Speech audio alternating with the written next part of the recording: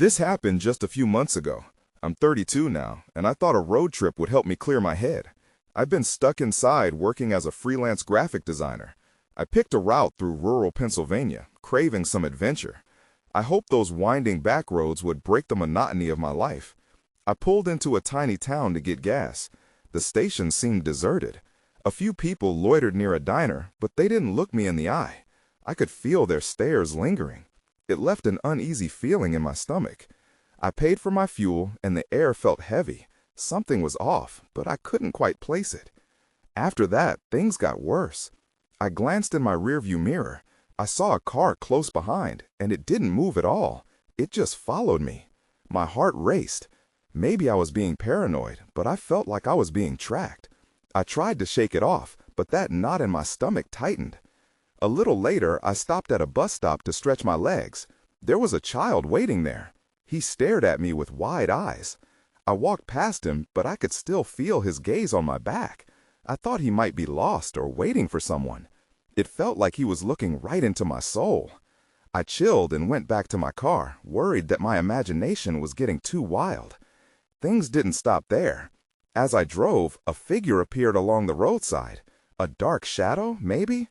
It flickered in and out of view, like it was playing a game with me. I tried to convince myself it was nothing. Eyes playing tricks? Too many late nights? But inside, I felt dread creeping in. As I passed through the next town, I found myself glancing over my shoulder more. I felt like something was watching me. I parked in a little diner, trying to calm myself down. As I sipped my coffee, I kept looking outside. Shadows danced near the edges of the parking lot, making me feel uneasy. By the time I finished, I was shaking. I didn't want to go back outside alone. I took a deep breath and stepped out. That's when I saw him, the child from the bus stop. He stood there staring at me again with that same odd look. "Why are you running?" he whispered. I didn't understand. Panic shot through me. I turned to run, but the diner felt miles away. My heart raced like crazy. I couldn't shake the feeling that something was very wrong. As I got to my car, I looked back. The child was gone. I drove off quickly, but I couldn't forget that stare. I still think about it all the time. Those moments felt real, but I couldn't tell if it was my mind playing tricks or if I really saw something I wasn't meant to see. I never went back to those roads. I'm not sure I want to. The next day, I woke up in a daze. I thought a night of sleep would do me good, reset my mind, but I still felt on edge. I decided to take a break from driving and explore a nearby town. Maybe some fresh air would help me shake this feeling of dread. I found myself in a small, worn antique shop. The bell above the door jingled, but the place was empty. Dust motes floated in the beams of sunlight. Rows of mismatched furniture and forgotten trinkets lined the walls. I wandered through, hoping to distract myself. That's when I noticed something strange. On a shelf sat an old photograph, black and white, faded with time. It was of a young boy standing next to a wooden bus. A chill ran down my spine. The boy looked exactly like the child I'd seen at the bus stop. Same wide eyes, same unnerving stare. I felt a tug in my chest. Someone must have taken that photo years ago. It felt like a cruel coincidence. My heart started to race again. I needed to leave. As I reached for the door, I heard a soft voice call out from behind me. "Why did you stop running?" It was a woman, her voice scratchy, like she hadn't spoken in a while. I turned slowly. She stood in a shadow, dressed in old-fashioned clothes. Her eyes were dark, almost vacant. I didn't respond. I just stumbled backward, my instinct screaming at me to get out. But she moved closer, blocking my path. "He's waiting for you," she whispered, and I felt my stomach drop. Without thinking, I pushed past her and ran out of the shop. The bell chimed frantically behind me. I jumped in my car, my hands shaking as I fumbled with the keys. I had to get away. As I sped out of town, I kept feeling that familiar sensation, that something was watching me, tracking me. I looked in my rearview mirror, half expecting to see the same car from yesterday, or even that child. But nothing was there, only the empty road behind me. Just when I thought I could breathe again, I spotted a figure ahead. It was the child from the bus stop, standing calmly on the side of the road. I slammed the brakes. My heart threatened to burst through my chest. He raised a hand, motioning for me to stop. I almost did, but the instinct to escape took over, and I drove past, my breath quickening. I pulled off onto a dirt road, heart racing, desperate to hide. I didn't even know where I was anymore. Suddenly, my phone buzzed. A message popped up on the screen. "You can't escape him." I stared at the words, the blood draining from my face. Who had sent this? I looked outside. The darkness of the woods loomed. I needed answers. I found myself at a dead end, an old cabin nestled between the trees. What was I even doing? I had to know. With shaking hands, I opened the door. Maybe I could find out who the boy was after all. And then everything went still. I heard a twig snap behind me. I turned slowly, and that's when I saw him, standing right there, watching me. I froze, my breath caught in my throat. The boy stood just a few feet away, his pale face framed by the shadows of the trees. His expression was haunting, a mix of curiosity and something darker, something I couldn't quite place. My instinct screamed at me to run, but my legs felt heavy as if they were glued to the ground. "Why are you here?" I finally managed to whisper. The question felt ridiculous, but I needed to break the silence. He tilted his head slightly, those wide eyes never leaving mine. For a moment, I felt as if he were studying me, looking right through me. He opened his mouth, but no words came out. Instead, he took a step closer, and the air felt thick, electric. I stumbled back, heart hammering. "Stay away from me!" I shouted. I didn't even recognize my voice. The edge of panic ran deep. But the boy didn't flinch. He only regarded me with that unblinking stare. "Why did you run?" he said finally, his voice soft but clear. It sent a shiver down my spine. I turned to run, but the cabin door slammed shut behind me. I jumped, spinning around again to face him. "You need to leave. This isn't safe," I yelled. I pounded on the door, desperate to get out, but it wouldn't budge. I could feel my breath coming in quick gasps. "Let me show you," he said, stepping to the side. I glanced past him and caught a glimpse of something glinting in the dirt just outside the cabin. A silver locket. Before I could process it, the boy waved a hand toward the locket. "You need to see. It's part of you." "Don't you get it? I don't want anything to do with this," I screamed, my voice echoing in the stillness. The shadows around us deepened, curling like fingers, and I felt a chill creep up my spine. For a moment, he seemed to waver, his image flickering. I blinked, and then he was right in front of me again, uncomfortably close. "You have to remember," he insisted. There was a desperation in his tone that unnerved me. It was as if he knew something I didn't, something critical. "Remember what?" I demanded, feeling frustration mount with every passing second. "Tell me." The boy's gaze softened, and for the first time, I saw a flicker of sadness in his eyes. "It's not just me. They're all waiting," he said quietly. A loud creaking sound broke the tension. I diverted my gaze toward the back of the cabin. There was something moving behind the window, a face peering in. My breath hitched in my throat, and I felt bile rise as panic consumed me. "Who's that?" I gasped, eyeing the boy in sheer terror. "Your choice is coming," he replied ominously, his voice barely above a whisper. I didn't wait for another word. I rushed toward the door, throwing my shoulder against it, desperate to escape the cabin and whatever was closing in behind me. Just as I broke free into the cool night air, I heard the boy's voice call out one last time, "Remember me." I sprinted into the woods, my feet pounding against the ground, my heart pounding in my chest. The shadows seemed to stretch and reach for me as I looked back, eyes wide with fear. But all I saw was darkness. I ran until my legs felt like lead. My mind raced with questions. Who was the boy? And most importantly, what had I forgotten? Then I tripped over something in the undergrowth, and when I hit the ground, everything went dark. I gasped as I came to, the cool earth beneath me, grounding me in the present.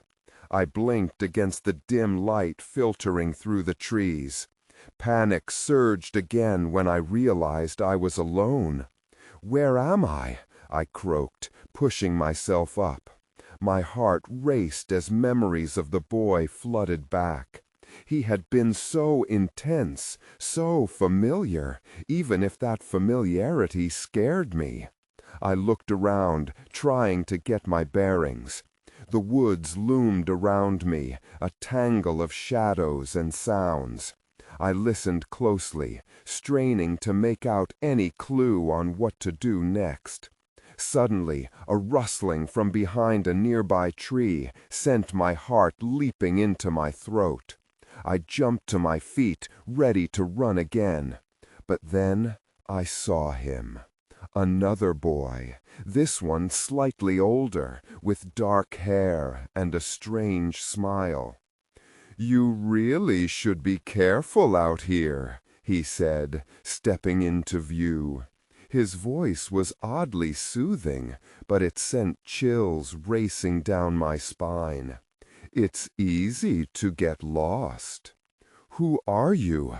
I said, trying to keep my voice steady, but my hands were trembling. He looked me over, as if deciding what to say next. "They're worried about you. You shouldn't have run." "Why? Who's worried?" I demanded, gaining a little more confidence. "Why are you all talking about choices? What choices?" The boy took a step closer, and the smile faded from his face. "I think you know more than you realize. The locket." He paused.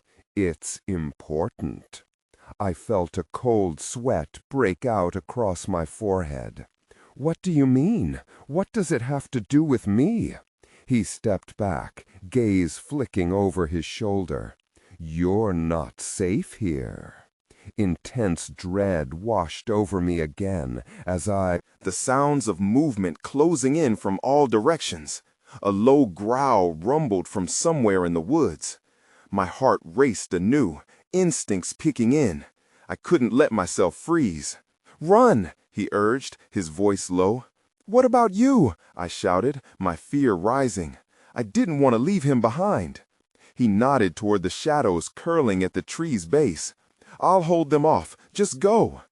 I hesitated only for a second, then turned and sprinted deeper into the woods. Branches clawed at my arms as I ran, but I had no time to care. I couldn't let whatever was out there catch me. The landscape blurred around me as I ran. I focused on finding a way out, praying nothing would grab me from behind. Then a familiar glint caught my eye through the underbrush. I skidded to a stop. There it was, the silver locket, half buried in the dirt, catching what little light filtered through the canopy. I reached for it, heart pounding. But before I could even touch it, a low growl erupted from the bushes behind me. I looked back, trembling, as the darkness shifted and something stepped into the clearing. I didn't wait to see what it was. I grabbed the locket and ran. Whatever choice I had to make, I was coming closer. But the question now was, would it even matter? I dashed through the trees, branches whipping at my face. The locket pressed coolly against my palm, a weight that didn't feel right. I could hear it again, the growl. It was louder now, closer, and I forced my legs to move faster. My breath came in sharp gasps, fear and adrenaline merging into a dizzying haze. The underbrush thickened, twisting around my feet. I stumbled, almost falling, but I fought to regain my balance. Think, I urged myself. I had to stay focused. The boy who sent me running, who was he? Was he like the others? A flash of movement caught my eye, and I swiveled to face it. A figure emerged, one I hadn't seen before. His hair, a wild tangle, framed a face that looked both fierce and desperate. "Go!" he shouted at me. He was just a few steps away, yet the fear in his eyes mirrored my own. "They won't stop until they have you." "Who won't?" I yelled back, pausing for just a heartbeat. "What do you know?" But he wasn't answering. Instead, he looked over my shoulder, body tensing. "There's no time. We have to leave, now." I turned, my heart dropping. From the shadows, more figures were emerging, dark shapes that shifted and slithered through the trees. They moved so fast, it was as if they glided across the ground. They were coming for me. Before I could react, the wild-haired boy grabbed my arm and pulled me along. We ran side by side, weaving through the trees, but I found myself glancing back. The glimmer of the locket still felt powerful, almost like it was— "Wait!" I shouted, tugging my arm free. "The locket, it's important. I need to understand." He paused, glancing briefly at the ground where the locket dangled visibly in my hand. "You think it's just a piece of jewelry? It's a key, one that unlocks everything." I shook my head, trying to process his words. "Unlocks what?" "Everything," he hissed, urging me to move again. "But it can also lead them straight to you." Just then, a screech broke through the trees, sharper than any sound I'd heard before. I felt the ground tremble beneath us. The combined noise of howls and another growl created a deafening chorus that sent splinters of fear through my spine. "Go! Go!" he yelled. "We can't let them catch us." I followed him deeper into the woods, heart hammering harder with every step. The shadows seemed to pulse around us, threatening to swallow us whole. The path split ahead, two shadowy trails winding into the unknown. "Which way?" I asked, bewildered. "Don't you see?" he shouted, his breath ragged. "We can't trust anything out here. Follow your instincts." Instincts. I took a deep breath and chose the left path, feeling a pull in my gut. The boy fell in step beside me, and we sprinted forward. But then, just past a cluster of trees, I saw it. An ancient stone archway covered in ivy, something I had never noticed in the woods before. The locket tugged in my hand, almost vibrating with energy. "What's that?" I breathed, slowing to a stop.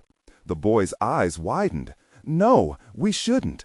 Before he could finish, I stepped beneath the arch, the locket warming in my palm. And in that moment, everything changed. The shadows danced wildly around us, and my heart stopped. Someone was waiting on the other side. The moment I stepped through the archway, the world shifted. I found myself in a different clearing, the air thicker, charged with something I couldn't name. The trees loomed taller, their shadows deeper, as if they held a secret I was yet to discover. The boy stumbled in behind me, eyes darting around as if he could already sense that something was off. "This isn't right," he muttered, his voice barely above a whisper. I glanced around, my heart racing. In front of me stood a woman draped in a long cloak woven from what looked like night itself. Her eyes glowed, the color of stormy seas, and they seemed to pierce right through me. "You have come, just as I knew you would," she said, her voice smooth like silk. "Who are you?" I managed to ask, trying to will my legs to move, to run, but I was frozen in place. "I am the keeper," she replied, leveling her gaze at me. "And you, child, hold the key to everything." She gestured toward the locket, but I held it close to my chest, unwilling to show it. "Stay back," the boy warned, moving in front of me defensively. "What do you want with her?" The keeper smiled, but it didn't reach her eyes. "She doesn't yet understand her worth or the power she possesses. The locket is more than a trinket. It's a gateway, a bridge to worlds seen and unseen." "What do you mean?" I asked, my voice wavering slightly. "I mean," she said, stepping forward, "that your very existence alters the balance between realms. Those who seek you wish to harness that power." Before I could think, a sound broke through the canopy above us, like thunder rumbling in the distance.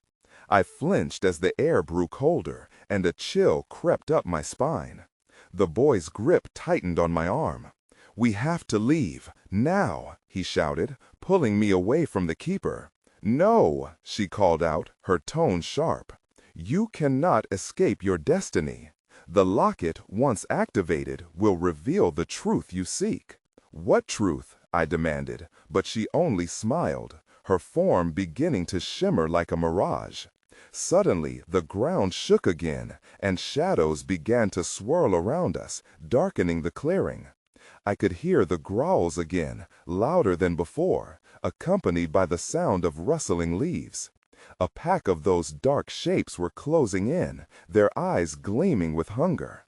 "Run!" the boy yelled, yanking me back toward the archway. I didn't look back. I couldn't.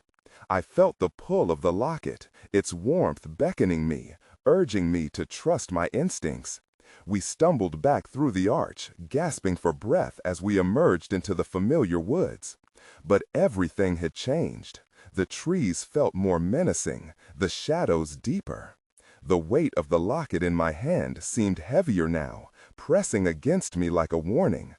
"Where do we go?" I panted, fear clawing at my throat. "Somewhere safe," the boy said, scanning the trees. "Before they find us. We need to figure out the locket's power." But before we could move, the growling erupted again, louder this time. "They're here," he whispered, eyes wide with panic. I had to know. What if the locket is our way out? But the boy didn't answer. He was already looking over his shoulder, forehead creased in line with the intensity of his fear. Then, suddenly, everything went dark. The shadows were closing in. I could feel their presence, hear the snarls that resonated like distant thunder. Not again, I thought, as the darkness swallowed us. I opened my eyes to find myself back in the clearing, but everything was different. The air was colder, thicker, and a haze of gray hung above the ground. I blinked, trying to make sense of what had happened. The boy was beside me, but his expression was pale and strained. Are we safe?" I asked, my voice shaky. "I don't know," he replied, scanning the perimeter. His eyes darted from tree to tree, but no shadows rushed toward us. For a moment, silence enveloped us, as if nature itself were holding suspense. Its breath. Then I felt it. A tugging sensation from the locket, a warmth that felt both comforting and alarming. It pulsed against my skin, igniting a sense of urgency within me. "What do you think it wants?" I whispered. Before he could respond, the silence shattered. The ground trembled underfoot, and a low growl reverberated through the air. I turned, heart racing, as deep shadows began to pool around us, creeping closer like a tidal wave, obscuring the familiar trees. "We should move," the boy urged. "Come on." We stumbled forward, weaving through the thick shadows, but something in the air felt wrong. Instinctively, I clutched the locket tighter, and suddenly, images flickered in my mind, visions I couldn't fully grasp. A scene in a faraway land filled with towering mountains and swirling mists. A glimpse of eyes that weren't always kind. "That's it," I gasped. "The locket, it's showing me something." "What?" He stopped, turning to me, but the desperation in his gaze made it clear he didn't want to linger. "Can we talk about it while we run?" "I think it's a memory," I said, pushing past the fear. "Something important. We need to know what it's hiding." But as I spoke, the growling intensified, shifting from a distant threat to something immediate, imminent. I could see shapes moving, hidden beneath the trees. Now!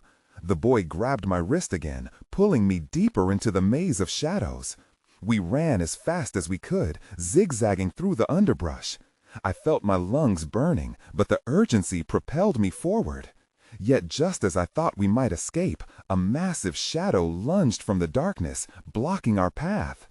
It was larger than anything I had seen, half-formed and lurking like an unfinished nightmare. Dark claws glinted in the filtered light. The growls morphed into a low, rumbling sound, vibrating through the ground beneath us. "Go around it! We can't let it catch us!" I yelled, adrenaline powering my limbs. "Wait!" the boy shouted, sliding to a stop. "We can't just leave." "Why?" I asked, confused. "What do you want to do? Fight it?" He hesitated, glancing back at the beast, then at me. "No, but if the locket is some kind of key, maybe it can help us." "And how do we use it?" I didn't have time to argue. As the shadow lunged, I clenched the locket, feeling the warmth surge through me. "I don't know," I cried, "but I think it wants to guide us." That's when I saw it. A flicker of light echoing from the locket, cutting through the darkness. Something sparked within me, electrifying my body. "Do it!" the boy yelled. "Activate it! We need to know what it can do." But before I could consider what that actually meant, the shadow lunged again, and we had to act fast. I hurled the locket forward as if it were a weapon. The light burst forth, illuminating the clearing in a dazzling flash. Shadows recoiled as though burned by the brilliance, and for a heartbeat the growling paused. I felt a rush of pure energy racing through me, and I dared to hope we might break free. "Keep it steady!" the boy shouted, now standing beside me, eyes wide with a mix of wonder and fear. The light from the locket pulsed, creating a barrier of warmth that repelled the approaching beast. I couldn't tell how, but somewhere deep within me, a sudden understanding ignited. The locket was more than just a charm. It was a source of power. "Look," I pointed. The light refracted, revealing fleeting images of what felt like memories. An ancient tree, a crumbling tower, a whispered incantation. Words swirled in my mind, just out of reach. "Maybe it's trying to communicate." The boy's voice was urgent. "What if we focus on what it shows us?" That sounded too easy. "How?" I asked, still unsure if I could trust the strange power in my hands. "Think of something you want to know, something that connects us to the shadow." Just as he said this, the growl returned, more feral and hungry. The shadow surged forward, and I felt the light falter. Panic clawed at me. I wasn't ready to die here, not when I was finally grasping onto something. In that moment, I did the only thing I could. I focused on the vision I had seen earlier, the eyes. "I want to see them, the eyes I glimpsed," I yelled. The locket brightened, and the shadow stopped. For a second, I thought it was retreating, but then it darkened, contorting as if unwilling to yield. Suddenly, the light transformed into an image, a pair of luminous eyes surrounded by swirling darkness. They watched us, unblinking and unyielding. "What are those?" the boy asked, staring at the apparition with fear etched on his face. "I don't know." I felt suffocated under their gaze, as if the eyes saw more than mere flesh. "But they feel familiar." With each heartbeat, the shadow grew more erratic, lurching and twisting. The growls shifted, sounding almost like words, low and guttural. I struggled to make sense of them, but they felt like a warning. "Step back!" I shouted, as the shadow lunged again. The light from the locket flickered. My grip tightened as a thunderous roar filled my ears. The locket pulsed, and in that moment, I realized this wasn't just a tool. It was an invitation. The eyes weren't merely a threat. They offered something else, something I couldn't yet understand. What if the locket was a connection to the creature itself? "Hold on," I yelled, and just as the shadow lunged, I thrust the locket forward again. The warmth spread like ripples, and for an instant, The beast hesitated. In the blink of an eye, the shadows drew back. The boy let out a breath I hadn't realized I was holding. "What did you do?" "I don't know," I gasped, "but it worked." Yet in triumph, I felt a flicker of dread. Had we merely delayed the inevitable? As the locket cooled against my chest, I noticed the forest around us had changed. The trees were shifting, seemingly rearranging as dark shapes faded into the mist. Then the ground shook violently, and I realized something far worse was coming. The shadows weren't done yet. The battle had only just begun. The tremors beneath my feet were growing, and I took a step backward. "What now?" I asked the boy, my voice barely a whisper. The air felt thick, alive with tension. "I don't know," he replied, eyes darting around, searching for an escape. "But it can't be good." Before I could respond, the ground split open with a jaw-dropping crack. A deep fissure shimmered in front of us, exhaling stale air like a beast awakening from slumber. Dark tendrils slithered from the gap, creeping forward as if sentient, seeking us out. My heart raced, and I felt a cold gnaw of fear in my gut. "Run!" I shouted, and we took off deeper into the forest, past trees that now seemed like silent witnesses to our plight. Branches scraped against my skin, but I barely felt them. My mind was fixed on the darkness looming behind us. "Where are we going?" the boy asked, panting as we stumbled through the undergrowth. "Anywhere but here," I cried back, but deep down I knew there was no escape. This felt like a trap. The images from the locket swirled in my mind, those luminous eyes. I couldn't shake the feeling that they were connected to whatever was chasing us. Suddenly, an eerie silence enveloped the forest. The noises of nature ceased, replaced by an unsettling stillness that made my skin crawl. I slowed down, glancing back. The fissure was shrinking, but something else emerged. Figures formed out of the shadows, semi-transparent like smoke. Their features blurred and morphed, rendering them unrecognizable. "What are they?" the boy asked, fear evident in his voice. "I don't know," I replied, trying to keep the panic at bay. "But I think they're here for the locket." Just then, a piercing howl echoed through the air, sending chills down my spine. The figures began to move faster, rushing towards us, their forms flickering like candle flames. "We need to do something," he shouted, but I didn't have a plan. No strategies came to me. My instincts screamed to run even faster. Then it hit me, the locket. Perhaps it could help us again. I fumbled for it, clutching it tightly, its coldness now a comforting presence. I could feel its energy pulsing, as if it understood the urgency. "Focus on the eyes again," I yelled, holding it up like a beacon. "Show us how to stop them." As I concentrated, the surroundings faded, and that image of the luminous eyes filled my mind, intense, commanding. The moment was visionary, and I felt as if the eyes were reaching out to me, calling me home, promising protection. But what would happen if I unleashed it? Would it help or bring more doom? The shadows lunged closer, and the decision had to be made in an instant. With trembling hands, I cried out, "Locket, please!" In response, a radiant light erupted, enveloping us like a shield. The figures halted, momentarily blinded by the sudden brilliance. I could see confusion dart across their features. "Now's our chance," I urged, taking the boy's hand. But just as we turned to run, a voice whispered from the shadows, unmistakably familiar, echoing like an old memory. "Return what is mine." And that was when I realized this was far more personal than I ever could have imagined. As I stumbled deeper into the woods, the light from the locket flickering in my grip, the chaos of the past few hours blurred into a horrifying tapestry of shadows and whispers. The boy beside me looked terrified, his eyes darting around as we rushed through the thickets, driven by an instinct to escape. "Return what is mine," the voice echoed in my mind. It felt like a knife twisting inside my chest. I didn't know who or what it belonged to, but the weight of it pressed down on me. I could feel the pull of the locket, urging me to understand, to confront whatever memory I had locked away. "Do you hear that?" the boy gasped, his breath labored. "It's like they're talking." "I know," I replied, clutching the locket tighter. "But I can't focus.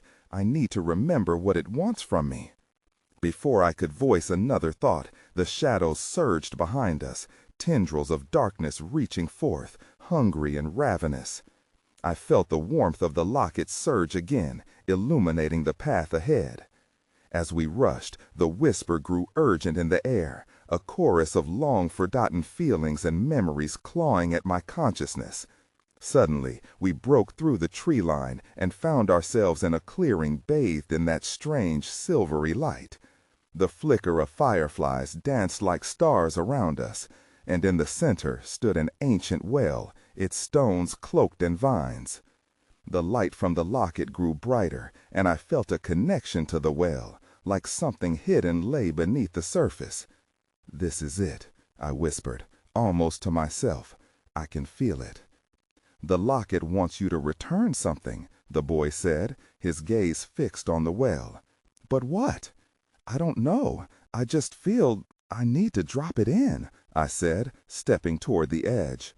But as I approached, a tremor rippled through the ground, causing the vines to writhe like snakes. "No!" the boy shouted, pulling my arm back. "Don't!" "But what if it can end this?" I argued, torn between the fear of the unknown and the desperate need for closure. "Or it could make everything worse," he countered, glancing over his shoulder at the encroaching darkness behind us, creeping closer. Shadows turned into forms, indistinct and prowling. Whatever was out there was closing in. "Listen," I said, "I can't keep running. I need to know who is waiting for me, who is demanding this from me." With that, I tore my arm from his grip, resolutely moving to the edge of the well. The locket pulsed with warmth, urging me closer as I held it over the opening. I felt the pressure of countless eyes within the shadows, a sense of dread and anticipation wrapping around me. "Who are you?" I whispered into the night, my voice trembling. "What do you want from me?" And then I dropped the locket. It fell like a star, illuminating the darkness with golden light before disappearing into the abyss. A chasm of silence enveloped the clearing. For a moment, it felt like time halted. Then, deep inside the well, I heard it. A voice low and welcoming, cutting through the stillness. "At last, child, you return." The voice was both gentle and haunting, an echo of something I had lost. "Who are you?" I called back into the abyss, desperation rising in my throat. "What is it that you want from me?" And then I dropped the locket. It fell like a star, illuminating the darkness with golden light before disappearing into the abyss. A chasm of silence enveloped the clearing. For a moment, it felt like time halted. Then, deep inside the well, I heard it. A voice low and welcoming, cutting through the stillness. "At last, child, you return." The voice was both gentle and haunting, an echo of something I had lost. "Who are you?" I called back into the abyss, desperation rising in my throat. "What is it that you want?" And then I dropped the locket. It fell like a star, illuminating the darkness with golden light before disappearing into the abyss. A chasm of silence enveloped the clearing. For a moment, it felt like time halted. Then, deep inside the well, I heard it. A voice low and welcoming, cutting through the stillness.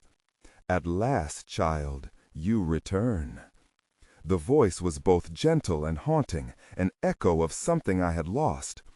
"Who are you?" I called back into the abyss, desperation rising in my throat. "What is it that you want?" Suddenly, the earth shook again, and the shadows behind us surged, transforming into shapes that pulsed with a life of their own.